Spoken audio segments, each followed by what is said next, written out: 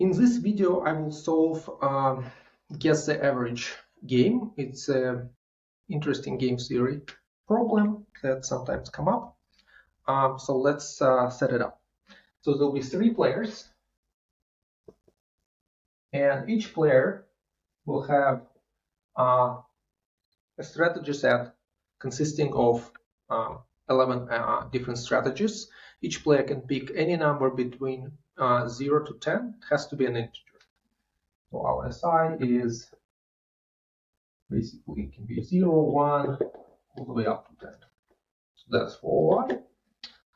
Then the rules of the game are as follows. So for anyone who given 3 reports, an average is calculated. So S1 plus S2 plus S3 divided by 3 is calculated.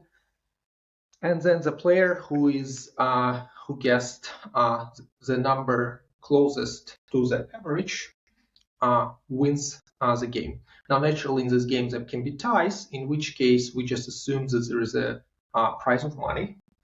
There is monetary price, so $3,000, and just whoever wins the game, whether it's 1 player, 2, or maybe even all 3 players win, they split this monetary price in equal shares. Okay, among all winners. Okay, so that's our rules of the game, and we just need to answer a lot of questions. Effectively, by the end of answering this question, we will find all pure strategy Nash equilibria, and maybe we'll start building towards finding some of the mixed strategy equilibria here as well. So let's start with the one pure. So the first argument I want to show you is kind of want to argue that intuitively, in order to win in this game, you always want to be in the middle between the reports of your opponents as one of the players. So effectively, if you kind of let's just plug some numbers and see it for ourselves. So for example, if 1 player plays 1 and the other one plays 3, then an average of their responses is already 2. So if you are the 3rd one and you jump into 2, the average will be exactly 2, and you will be the closest one to the average. Now notice that if you have like more numbers in here, let's say it's from 1 to 5, so we have 2, 3, 4, and we have one of the players sitting here, the other one sitting here. Average is at 3. If you were to move your answer, let's say, to here, the average would still be closer, so it wouldn't be at 3, it will be somewhere here. So you move it by 1/3. So yeah, average will be here, and then you again will be the closest one to the average.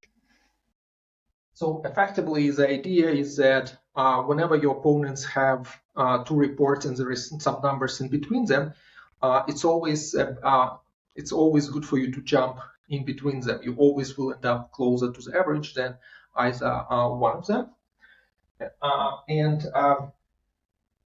Also, one other case that could be argued is that if 2 players are sitting at the same point and one other player sits at different points, the average will be closer to this 2 people naming the same number, just because there are 2 of them. So I think that's kind of should be good enough for intuition in terms of what you want to play in different situations. So now let's start answering questions, the ones we have in our question. So suppose that we face a situation where S1 equals S2, which is less than S3. And the question simply asks, who will win in this case? Well, as I just pointed out, that whenever you have 2 players sitting at the same point, so we have, let's say, S1 here, S2 sitting, and S3 here, obviously, average will be closer to these guys here. So they both will share the price of 3,000, each getting 1,500. So P1 and P2 wins. So what's next question? So then we start answering already Nash equilibria kind of questions. Consider a profile of where first profile of the game where players play 3, 4, and 5. And for the strategy profile, identify all players who wants to deviate. So obviously, player in the middle currently is winning. So player 2 would not have incentive to deviate. He is already getting 3,000. But either one of these losers, of course, would want to deviate. So for example, this player can jump to 4. Player 1 will say deviates to 4. And then he will be one of the winners because it will be 4, 4, 5. It will be average will be closer to 4. Therefore, he will split 3,000 with player 2. Similar, this player can also jump to 4, or he can jump to 3, for example, as well. So there are many deviations here. So player 1 deviates, and so player 1 and player 2 has incentive to deviate here. Oh, sorry, player 3 have incentive to deviate. Player 2 doesn't because he's already winning. So the next one is 7 or 5. Again, all we just need to do is identify the current winner. The one in the middle sits here at 5. So player 3 is winning. He doesn't have incentive to deviate, but this people obviously can find a winning point.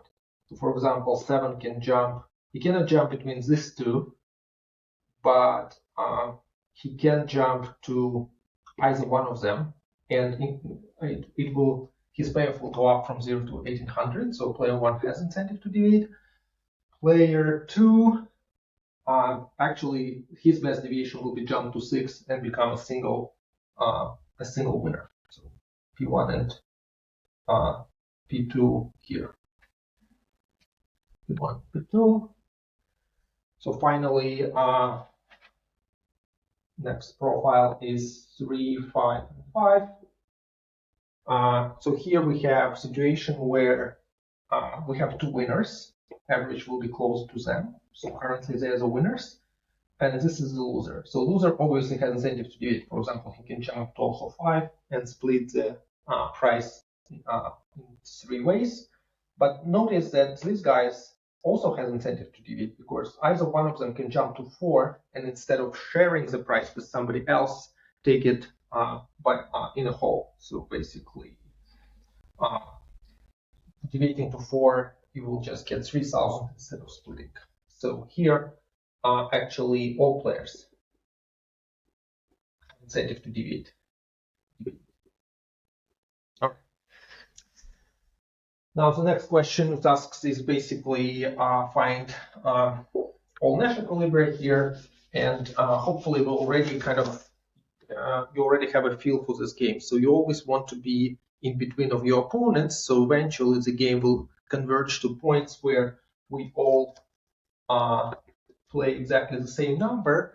And when we play exactly the same number, for example, 5, 5, 5, then neither one of us will have incentive to deviate because whoever deviates either to 4 or lower than 4 to 6 and higher than 6, the average will stay closer to the 2 other reports, which are 5 and 5. Therefore, you will, instead of splitting the price and getting 1,000 here, you will be getting 0. So this is obviously a Nash equilibrium. And since we kind of randomly rolled it up, we can see that there are actually 11 pure strategy Nash equilibria here in this game. Because we can have 0, 0, 0, have 1, 1, 1, and so on. So it's easy to argue that there are no other Nash equilibria because of this property that players wants to be in the middle of reports of its opponents. Okay, so now let's switch to a mixed portion of this question. And the first thing we will start doing is just considering different situations involving strategies, trying to understand what's the best play. So suppose the following. So player 1 picks S1 equals 1, and player 2 picks S2 equals 2, while player 3 actually randomizes between 1 and 2. And he does it with probability 0.5. Okay. So the question is, again, is it a Nash equilibrium? And if it's not a Nash equilibrium here, then find players who wants to deviate. So let's start with player 3 because he's the most interesting here. He's currently randomizing between two. So let's first check that he's actually he wants to be randomizing. So his payoff from playing 1, so expected payoff of player 3 when he plays 1 is what? So if he just plays 1 for sure, the profile will be 1 to 1, and people who at 1 will win, and they will split the price 3 ways, right? Sorry, 2 ways. So it's 3,000 divided by 2, so 1,500. If he instead plays 2, situation will actually be symmetric because then there is another player sitting here, and so he's splitting the price with this person. So it's again 3,000 over 2, 1,500. So in fact, we see that this player is currently randomizing. So the actions that he plays does give him the same payoff. That's the reason he might be considered randomizing. Notice also that if he picks something different, let's say if he picks 0, he will lose. If he picks 3 or higher, he will lose because then will be somebody else in the middle, not him. Therefore, player 3 actually is fine. He is indifferent between these two actions. He can randomize, and all other actions give him strictly lower payoff. So he's actually playing his best response. Therefore, he won't be deviating. Now let's check player 1 and 2. So player 1 currently his payoff, it also will be expected because player 3 jumps. So expected payoff of player 1 will be what? So he is currently sitting at 1. So whenever S3 happens to play 1, player 1 would also win. Together with him, it will be 1-1 against this 2. So with probability 1/2, player 1 gets 1,500. However, with probability other 1/2, when he plays 2, he will be a loser. Therefore, it's plus 1/2 0, so it's 750. Suppose he deviates, and what will be a good deviation? Obviously, if he jumps all the way to 0, he will be further away from the action, he will be losing. Also, if he jumps to 3 and on the other side, he'll be further away from the action. So one particular play he might consider is to deviate to 2, because there is already player 2, and by jumping to 2, it sounds like his odds of winning will be increasing. So if he deviates, then his expected payoff will be what? Whenever player 3 plays 1, it will be 1-2, and player 2 and player 1 will win. So with 1/2, they will split the price of 3,000. And with probability 1/2, player 3 jumps to 2, and now everyone is at 2. And you get 1,000, which is 1/3 of 3,000 this way. So notice that that's better. That's 120.50. So we just indicated a profitable deviation for player 1. Since the game is sort of symmetric, we know that player 2 would also have a symmetric deviation. He would want to jump to 1. So player 1 and player 2 deviates here. Okay. But player 3 does not. Okay, so now let's consider some other situations. So for example, when suppose that player 2 plays, randomizes between 1 and 2 with 1/2, and player 3 randomizes in the same way. So let's first calculate payoff of player 1 depending on what he plays. So suppose player 1 plays 0, then what's his expected payoff? Well, he plays 0. Notice that no matter what will happen, it will be either 1-1 or 1-2 or 2-1 or 2-2.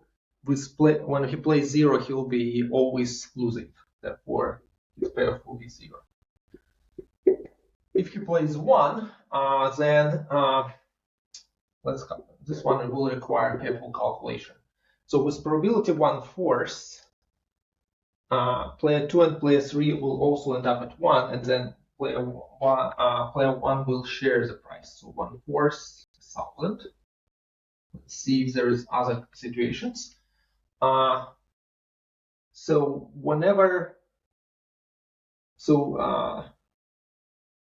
notice, so whenever one of the other players is also at 1 and the other one at 2, there will be 2 of those, 1, 2, 2, 1, then player 1 will be sharing the price of 1,500.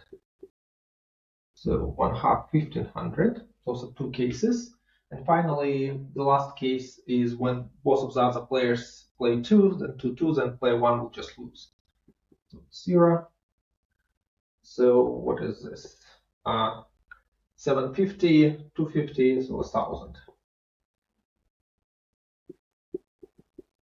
Now calculate when he plays 2.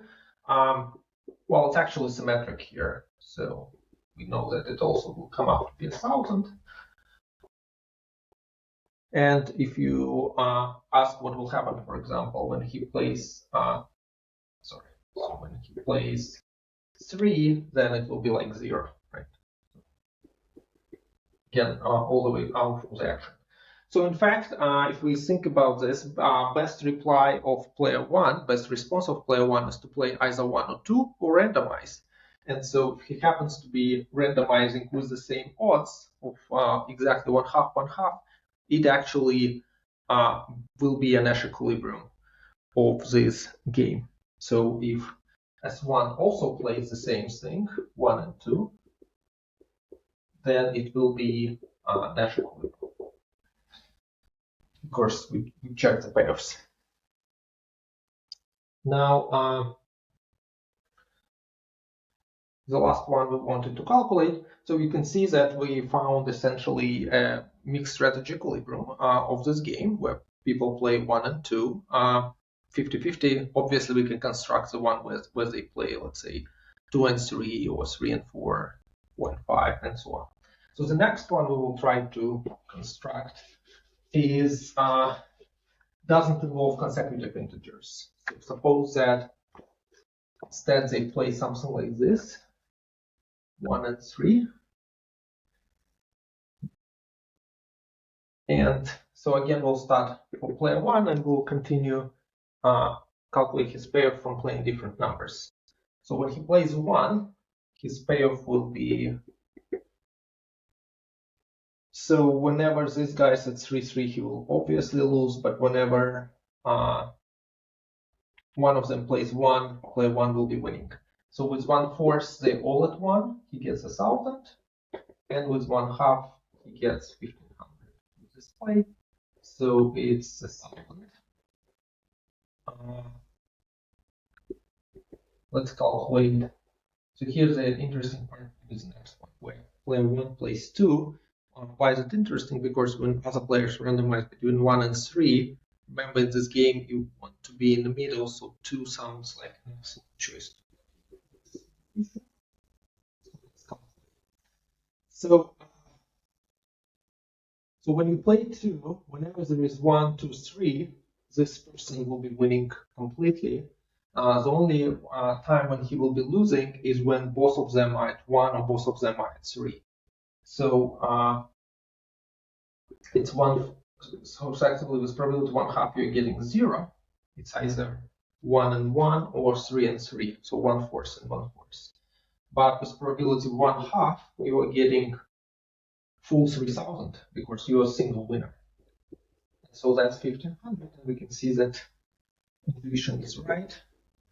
So if you calculate this pair for 3, it will be symmetric to 1, right? Because of the symmetry, so we know it's also 1,000. Therefore, the last question asks us if all players play this strategy, they randomize between 3 with probability 0.5 and 0.5. Whether it's in yeah, well, it's not, because each one of them would want to deviate and just play and just play 2. So all players will have deviations here. All players. Okay. So we did answer all the questions that are asked in this question. Thank you.